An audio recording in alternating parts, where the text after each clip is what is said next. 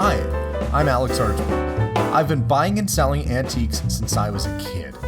Over the years, generations of our family have gotten involved in the business, and I'll search just about anywhere I can to find hidden treasures both big and small. I never know what I'll turn up next. It's about exploring new places, seeing new sights, and having fun. And even though sometimes I get over my head, we try and make things a little better along the way. This is Curiosity.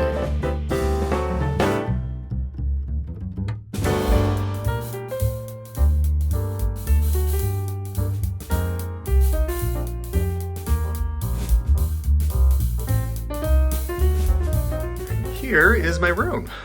So a nice big bed, some artwork. I've got a TV, a little sitting area. Looks like this is the closet. Yep. And last time I was in Italy, the shower was super small. That one's a normal kind of shower. It's a big shower. It's a good one. It's a nice place.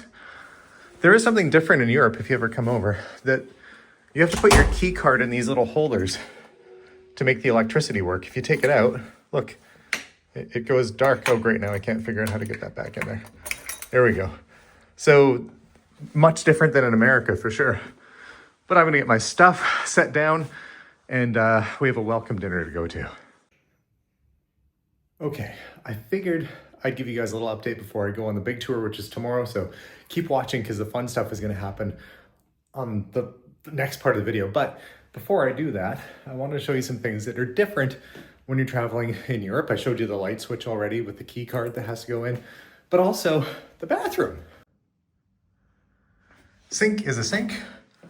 You've got your little bidet sort of basin there. The toilet is here, but you notice there's no back on it. Like a lot of times in North America, you have sort of the back, unless it's a commercial one, which I guess this one is. But there's no handle or no sensor. So I was going, well, how do you flush the toilet? And then it dawned on me, this giant button on the wall. Look how big that is. That's my hand. How did I even miss that? It's the size of a small picture frame. You push the big one there, or I guess the little one, and it flushes the toilet. But the other nice feature about this room that somebody told me and I didn't even realize, that there's a balcony that goes out here. I don't know if it's open or not. Well, look at that. Let's see what's outside my door.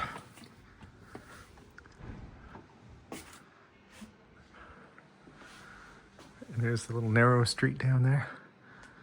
There's nobody outside. So I don't want to make a bunch of noise. It's like the entire town is asleep. I think the sound of that door opening is the only sound that that alley is hearing right now. And now I'm trapped in the curtains. Literally trapped. Look, I'm trapped in the curtains. Well, I'm gonna figure my way out of this. Nope, not that way. I got stuck in there. Anyways, this is my room. I'm gonna call it a night, and tomorrow is Pompeii.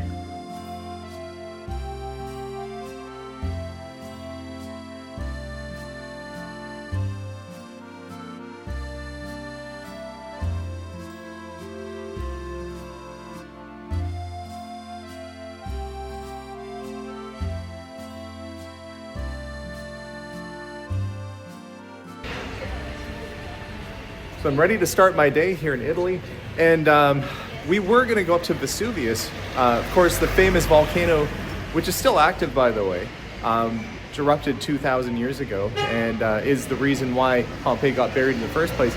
But the trip to Vesuvius was canceled because, well, the volcano seems like it's a bit active.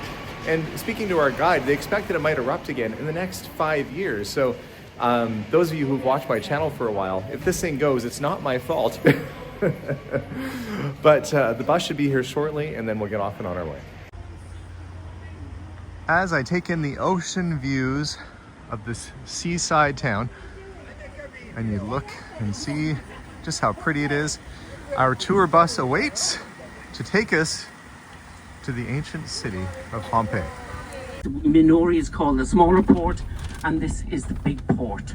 And as I said yesterday, there isn't an ounce of ground that's not cultivated along the coastline.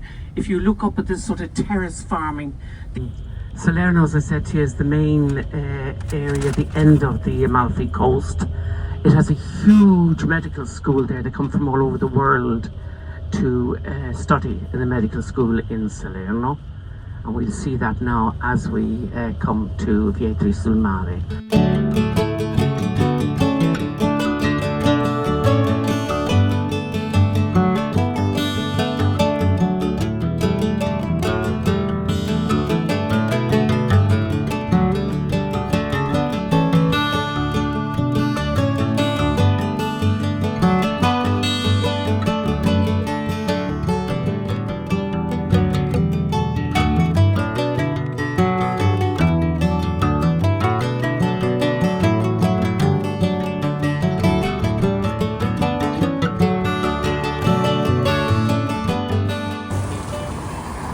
Here we are approaching Pompeii. Lovely statue there. Impressive that the Romans were able to build so much, considering so many of them appear to have been missing their arms and legs. We're about to head into Pompeii. Before we do though, we're fitted with these headsets so we can hear what the guide is saying, which would be fantastic. In case we get away from him, you can still get the radio, the audio. Excited. As you come into Pompeii, they do have an entrance gate. You have to show your passport now.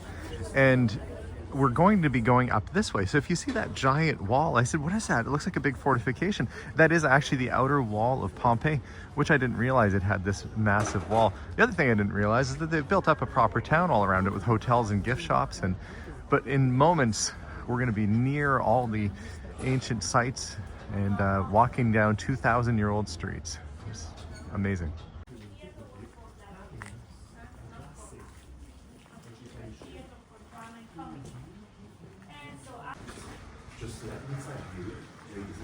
Hard to imagine this was all buried.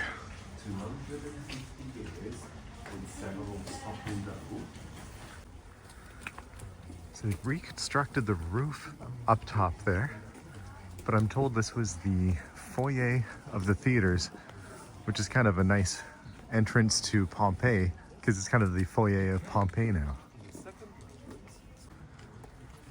So if you look along, you'll see all these little doors along the way. In these rooms, you can actually go in this one. These were sort of like guest suites or rooms for the gladiators. So gladiators once used to hang their hats.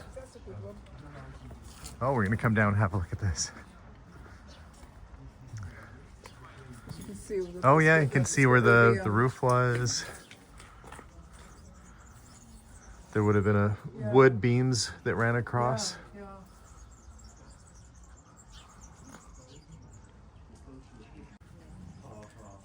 So this room, if you look at the ground, you can see how it's kind of got sort of an angled trough almost that goes down. That's because this was the restroom, the original washroom for the gladiators that stayed here. So couldn't be bashful, there's no dividers in there.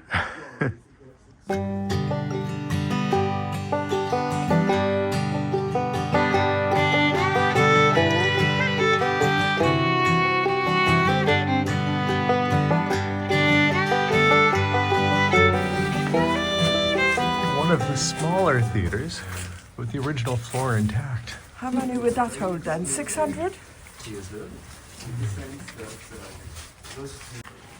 And just around the corner from the smaller theater is the Great Theater. You can see, we'll be able to walk in there and have a look. They've rebuilt the stage as it was.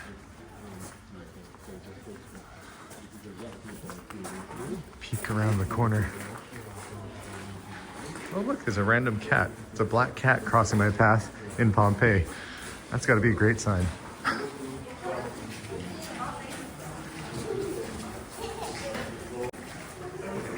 Our guide says that black cats are good luck here. Look at this.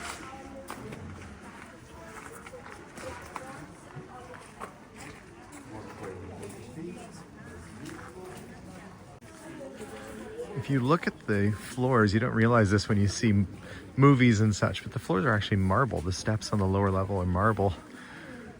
And then you kind of go up to different materials.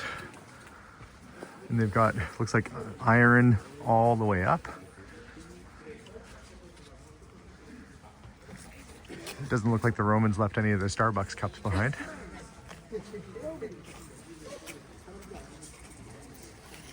And lots of tourists here today, but a beautiful day. It's winter here and it's actually quite nice.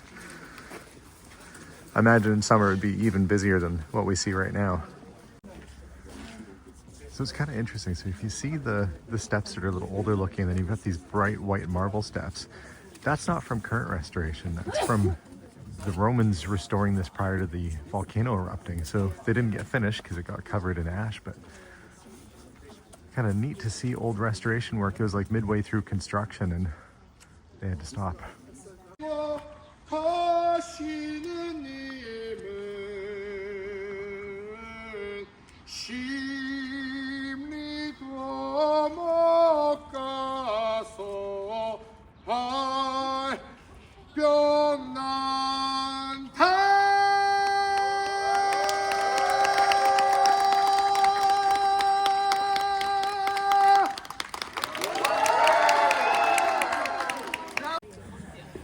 So I'm told that this inscription I saw here is for the people that were paying to restore the theater at the time with this new white marble. Not too much has changed.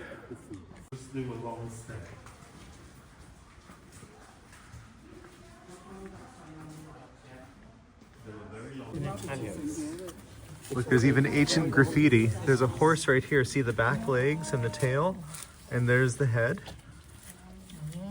Looks like he's galloping. That's very clear. Oh yeah. I guess that'd be the equivalent of some kid drawing a car on a wall now. Here we are out in the street.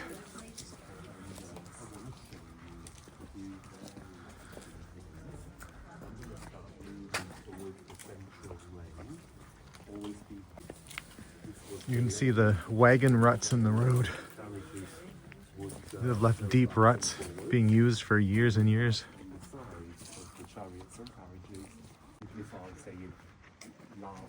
You can see the walkway across so the chariot wheels could go in between and you could walk across. Look how it wore the stone down. I'm gonna have to do it. Right, here to show you two interesting things.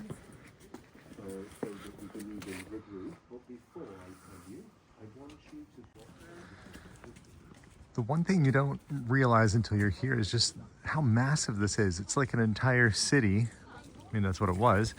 27,000 people lived here. It's not a small area. And our guide is telling us to be careful where to walk. They had the sidewalks here for the people, and that was for the carriages and waste. And there's our friend the cat again. In Pompeii. It's what we call a thermopolium.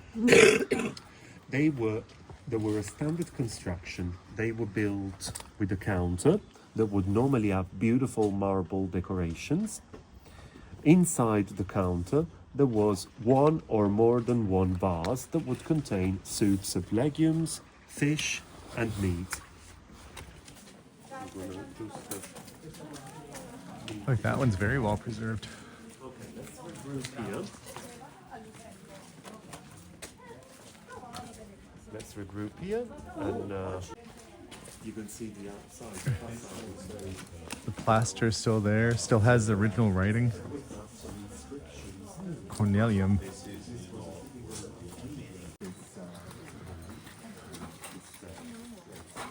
We're gonna go inside one of the houses. Here we go. This was a house. It would be a very grand house at one point. We've been told to be careful with our backpacks and things, not to brush the frescoes, because you can see the birds.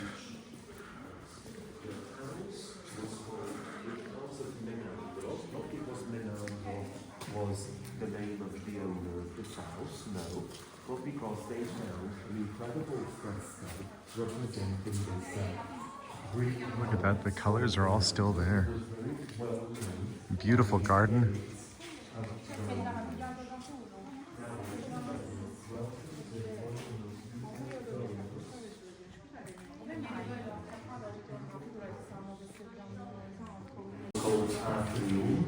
with a basin for the collection of the rainwater. Oh, I see. So that would have been for rainwater right there. The original one with the glass in the middle, where the rainwater would concentrate and fall into this I basin. don't know if you guys caught that. It said the rain used to come through the roof. It was on an angle, and it would drop down into there Through that small and collect it in the pipes and take it through the system. into a cistern. This room has its original tile floor, the frescoes. It's just amazing how intact it is. And then you see the scenes all along the side there, all the characters. I'll zoom in so you can kind of get a picture of that. Said blue was extremely expensive color, hard to obtain. So you have to be quite well off to have blue that came from lapis stone. I have to say, I really like the idea of having a garden right in the middle of your house. And that's what they did. It was a place where you could go and find peace and relax. I think we need more of that now. So obviously some of the rooms had more ornate tile like this. And you can see a figural scene of a lady sort of reclining. I don't know if you can make that out. But even the path around the garden is sort of this combination of Roman concrete and these colorful stones. And that is original to the building.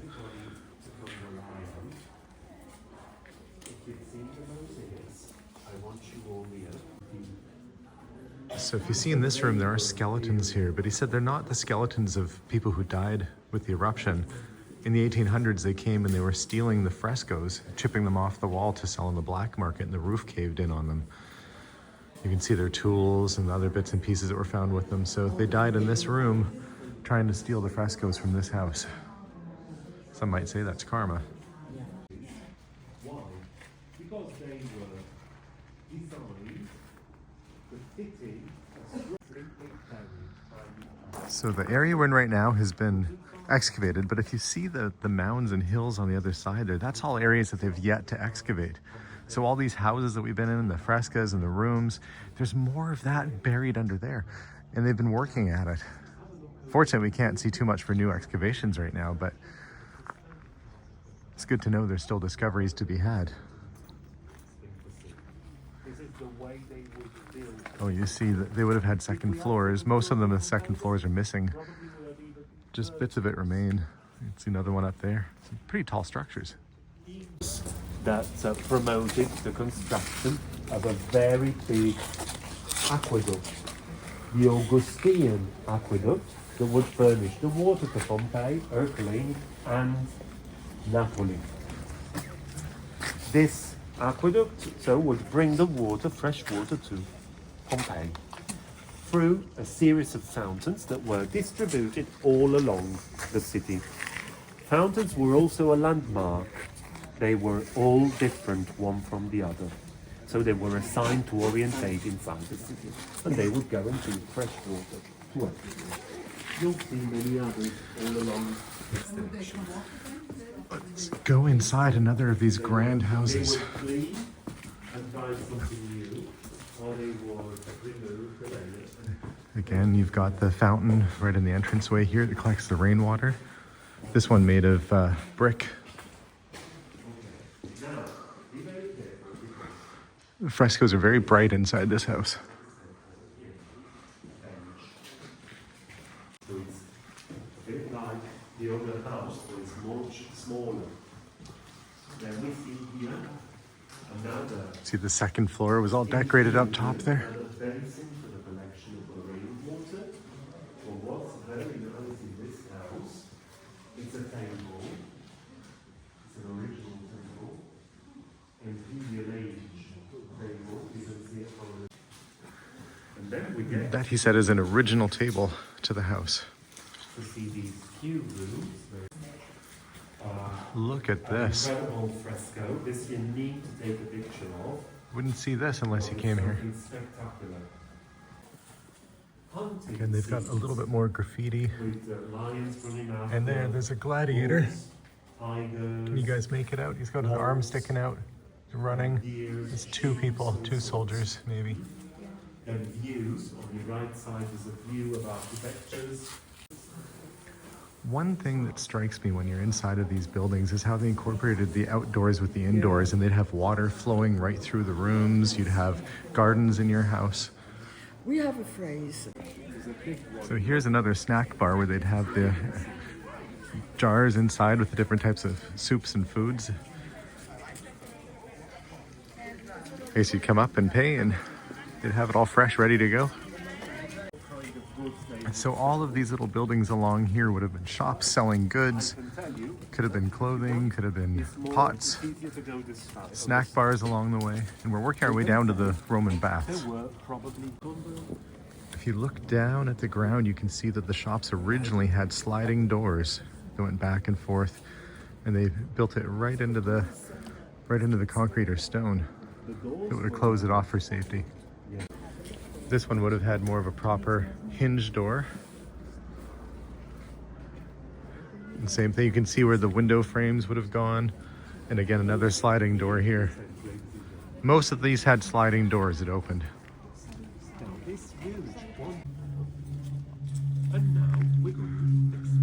These are the Roman baths. You can see remnants of the terracotta tile up top.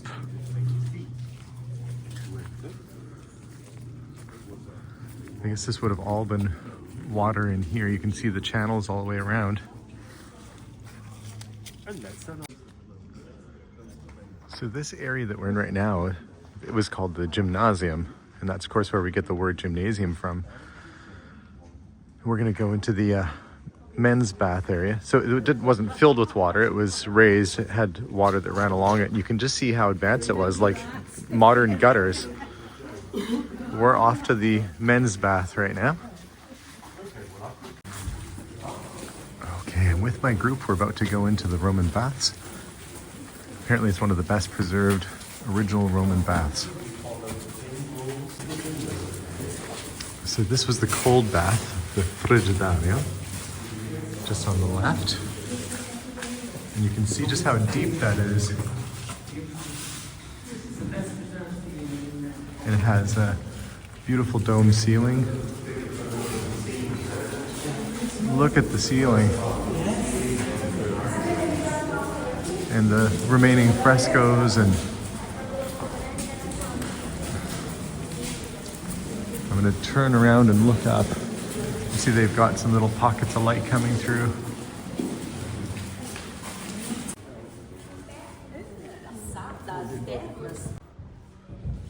Just amazing their ability to work with water, with the aqueducts, the viaducts, the sewage systems. It was very advanced 2,000 years ago. You look at these beautiful structures and the large arches. These ceilings are probably 30 feet.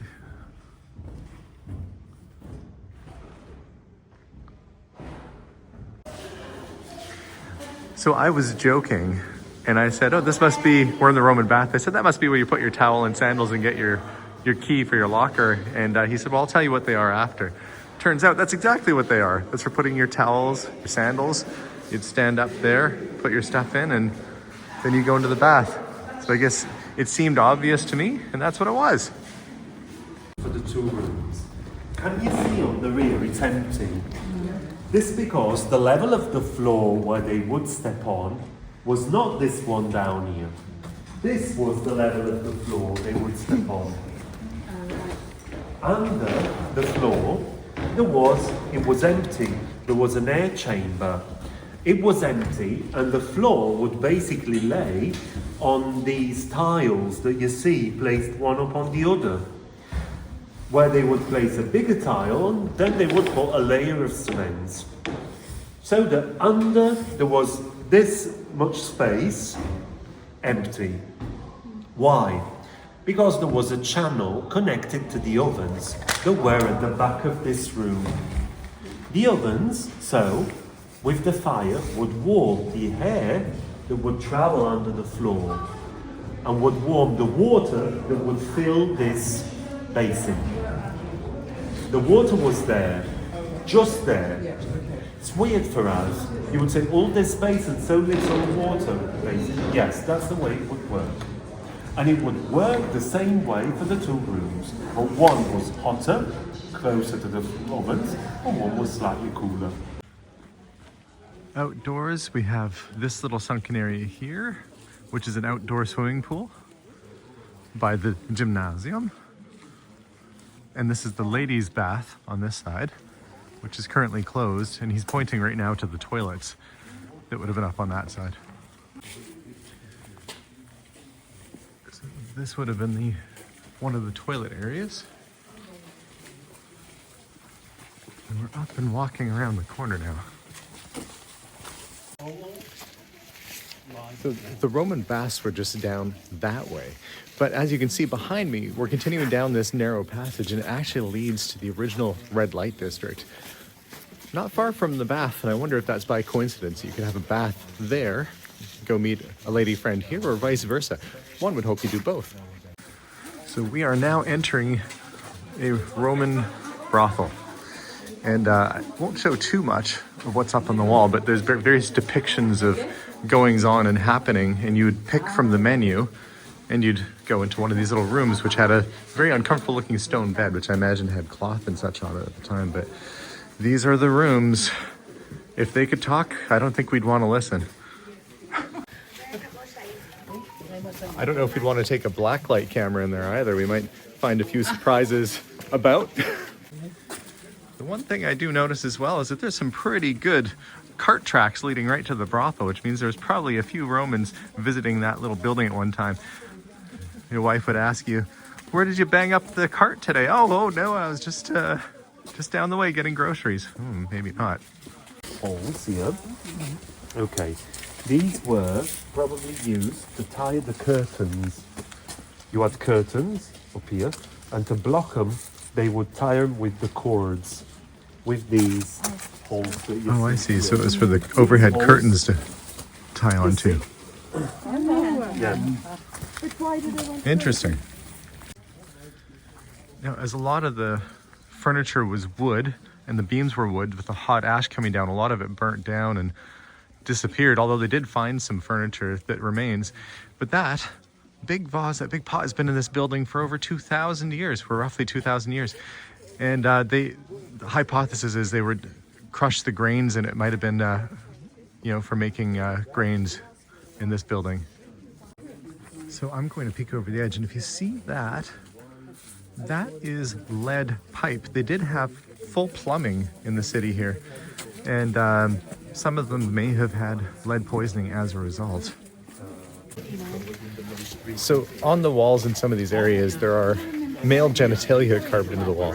Over the years, they've removed them and taken them down, but that lets me believe that somebody had the job of walking around with a cart full of male genitalia in stone as they removed them off the walls.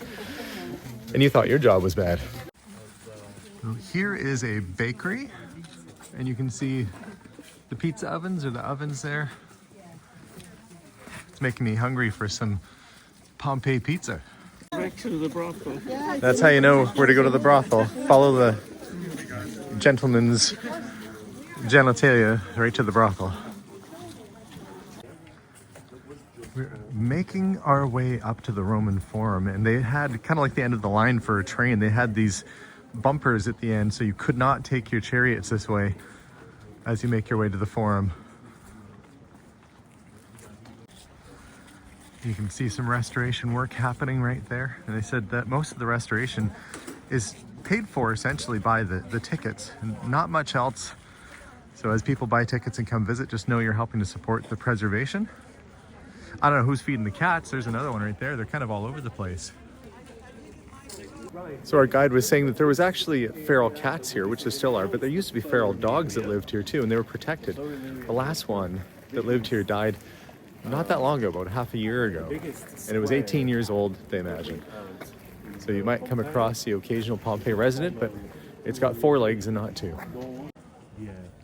You can see the highest. Here we are in the Forum, and if you look up right there, the volcano that caused all the damage to begin with, and before it blew, you can kind of see on the right it's got a chunk missing. It apparently was quite a bit taller, and the whole top of it is missing. And we were meant to go up there, but as I said, it's still active, and they do have concerns that in the next few years it might go again to some degree. So a little ominous standing here looking at that view. puts things into perspective. So you can imagine the columns that would have been here lining this whole square, the statues of figures of gods that would have been all lining this whole square. That was a temple to Jupiter. It would have been quite a bit taller.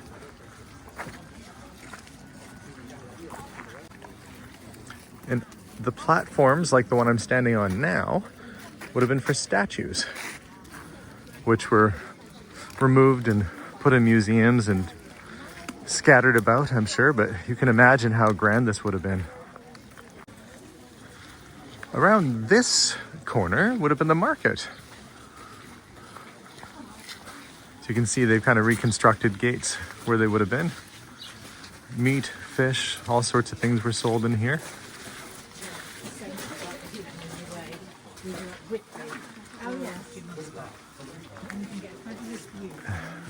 And of course, some of the infamous casts of plaster that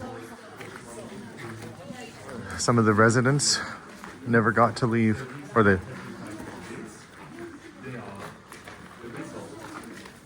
can see the imprint of his shoes.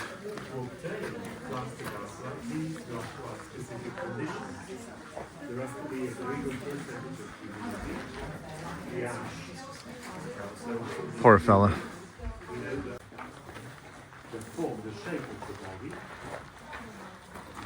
You can see even where the hair was, all the lines, the robe.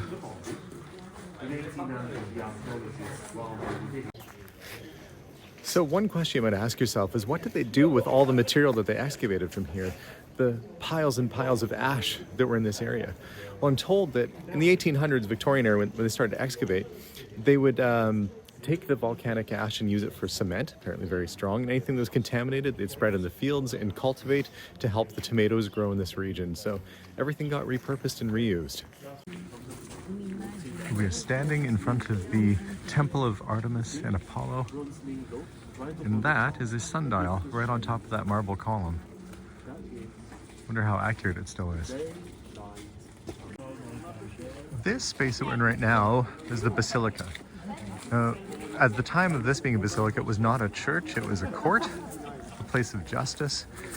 And it was badly damaged in an earthquake that happened prior to the eruption. So it's hard to say whether it had a full enclosed roof or not, but you can definitely see there was columns, and the roof might have only continued to the outer edges or might have covered the whole thing. Hard to say, but this would have been damaged in poor condition even prior to the volcano erupting just a little over a decade later. So if you look at the road, you'll see these little white dots that are all over. Not all the roads in Pompeii have this, but this one leads to the Basilica. And they speculate that it reflects the moonlight and would have been acting sort of as a lighted pathway or lit path.